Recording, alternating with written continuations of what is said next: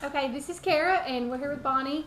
And I don't know about y'all, but I absolutely love hearing the stories from Bonnie and Dick about all the things that happened in the business throughout the years. And they've been in business over 30 years.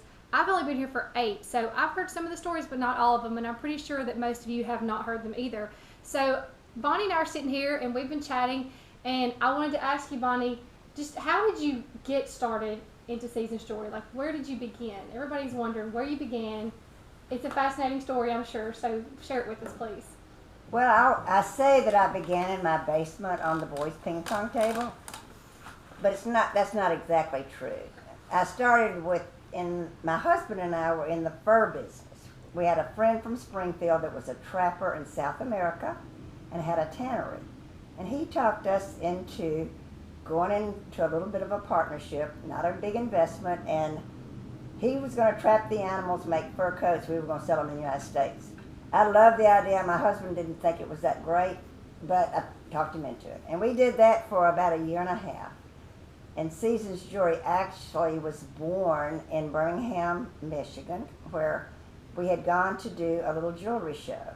And my partner in real estate, Rosemary Goad, went with me because Carney, my husband, could not go. And there was a girl there that had made our arrangements that was selling gold jewelry out of a little case. And it fascinated me. So I told Rosie, I said, we can do that. We need to have a little something else besides these coats. In case we don't sell a coat or two, we can sell some jewelry. So we came back home and went to Nashville and talked 2 jewelers into working consignment with us. And we would bring home gold chains and rings, etc., and take them to our little fur shows, and we got a little booth called the Christmas Sampler, which is a little show in Springfield, Tennessee. And then we started doing little junior league shows kind of throughout the country. And that's how we started Season's Jewelry, and it did move to my ping pong table in the basement. And you know, I have to say that is so unusual, because these days no one would give someone they didn't know just gold jewelry on consignment, right, just to show the changing of the times. But they really took a risk on you, and it paid off. It did. For both of you, I would imagine. That was 1980, and it was so different then. It was, yeah. We worked consignment, we sold it, we took the money and took the jewelry back, and then we ended up making some money and went to Atlanta to the market to buy a few things, and then that led to travel to Taiwan and Hong Kong, which we've been kind of around the world. Well, we definitely want to ask you more about how things went after you guys got started into making your own jewelry.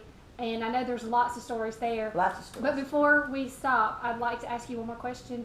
Do you still have any of the fur coats from when you first started? I have 3. I have 2 foxes and an alpaca. Wow.